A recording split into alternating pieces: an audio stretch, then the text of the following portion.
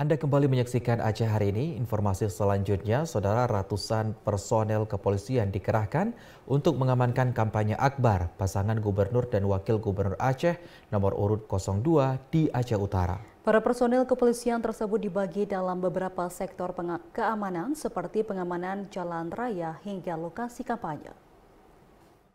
Guna menciptakan situasi aman dan kondusif, Kepolisian Resort Aceh Utara mengerahkan sebanyak 386 personel untuk mengamankan jalannya kampanye akbar pasangan calon gubernur dan wakil gubernur Aceh nomor urut 2, Muzakir Manaf dan Fadlullah, di lapangan Simpang Muling, Kecamatan Samtaria Aron, Aceh Utara.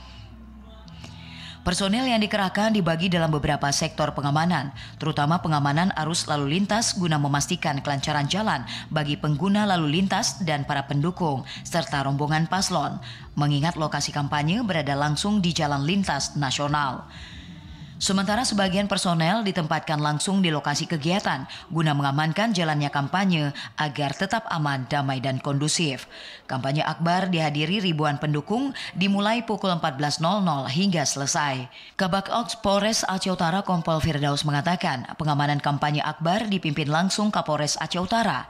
Pihaknya menghimbau pendukung pasangan calon untuk tetap menjaga ketertiban, mematuhi rambu lalu lintas, dan mengutamakan keselamatan selama perjalanan.